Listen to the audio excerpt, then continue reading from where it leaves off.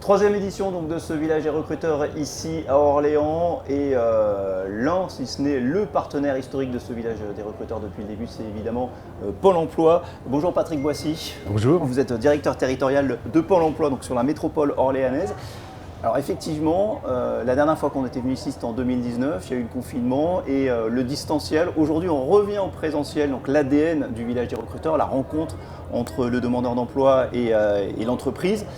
Et finalement, on se rend compte qu'il n'y a rien qui remplace la rencontre en direct. Oui, je trouve que l'événement en physique est quelque chose de beaucoup plus intéressant pour rencontrer un demandeur d'emploi et une entreprise qui le rencontre. On peut très bien recruter sur CV, ça existe depuis des années, mais on voit bien qu'aujourd'hui, les compétences attendues ne sont pas forcément là. Et si on cherche à les identifier dans les CV, on peut passer à côté de certaines pépites, certaines compétences et certains profils qu'on n'aurait pas forcément recrutés sur CV. D'où l'intérêt d'avoir des rencontres physiques et des événements de ce type aujourd'hui. Est-ce que la période du sacro-saint CV elle est en train de se finir en France et qu'on se dirige vers un système un peu plus à l'anglo-saxonne? C'est ce on ressent ici en tout cas. En tout cas, c'est la démarche que Pôle emploi initie aussi depuis quelques années, puisqu'on travaille davantage sur les compétences aujourd'hui que sur le CV. Le CV, il y a des entreprises qui recrutent sur CV. Compétences transversales. Tout à fait, sur des compétences transversales. On va plutôt aller sur des savoir-être et des compétences qui peuvent être transférables d'un secteur ou d'un métier à un autre. Et l'intérêt derrière nous, c'est de construire des parcours à la carte pour chaque demandeur d'emploi, en lien avec le poste visé dans l'entreprise et une formation qui est adaptée et plébiscitée par l'entreprise.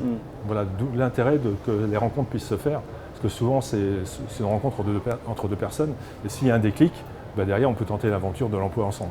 Oui, parfois ce sont des rencontres inattendues qui vont au bout, qui donnent de belles histoires. Qui donnent de belles histoires et parfois des choses qu'on n'aurait pas forcément fait. Alors je sais que souvent on nous dit, on me propose une offre qui n'est pas tout à fait adaptée à ce que je recherche, mais en même temps, c'est aussi une méconnaissance de certains métiers. C'est une belle opportunité aujourd'hui de connaître des métiers sur lesquels on ne cherche pas, de rencontrer peut-être une entreprise qui est à proximité de son domicile, se dire pourquoi pas, parce que c'est aussi une qualité d'avoir son travail à côté de chez soi. C'est en tout cas quelque chose que les demandeurs d'emploi recherchent aussi dans une période où on parle beaucoup du pouvoir d'achat, du coût de l'essence, etc. C'est quelque chose qu'il faut intégrer. D'où l'intérêt de ne pas être fermé sur un métier et puis de se dire peut-être que mes compétences peuvent être exportées vers un autre métier, un autre secteur.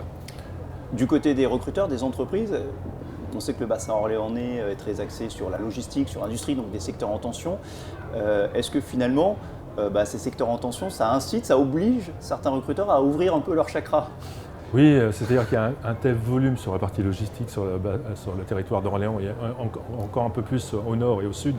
On a beaucoup de plateformes qui attirent les publics et pour lesquels il n'y a pas forcément besoin de compétences, en tout cas de qualifications très importantes et donc un accès facile à cet emploi, donc avec un emploi rapide.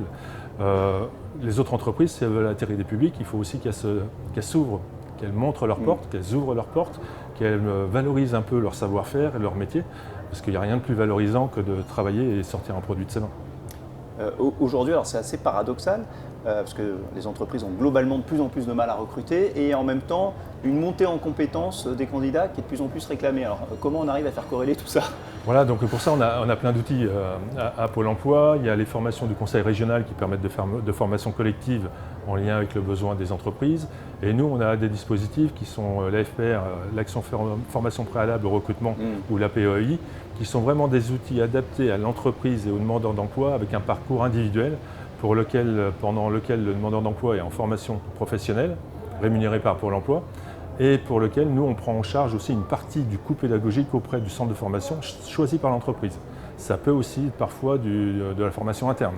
Donc c'est vraiment quelque chose à la carte, un produit qu'on promue auprès des demandeurs d'emploi et des entreprises, parce que c'est rapide, c'est individuel et ça peut se faire en 15 jours, 3 semaines avec l'entreprise et dès que le candidat est disponible. Il y a une question de disponibilité aussi. Tout à fait. Juste un mot, parce qu'on l'a vu ici, pour que ça matche aussi, il faut que le candidat arrive à convaincre. Et finalement, on parle souvent parler, jusque maintenant si on parle de savoir-être, mais on a beaucoup parlé de savoir-faire, il y a aussi le faire savoir, l'art du pitch, le fait de se vendre soi-même, ça fait partie des choses avec lesquelles Pôle emploi accompagne les candidats?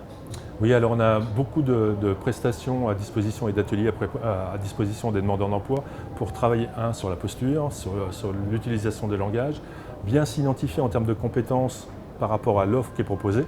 Parce que c'est vrai qu'on peut aller voir une entreprise avoir un profil qualifié, etc. Mais si on ne sait pas se vendre, le meilleur commercial d'un demandeur d'emploi, c'est lui-même.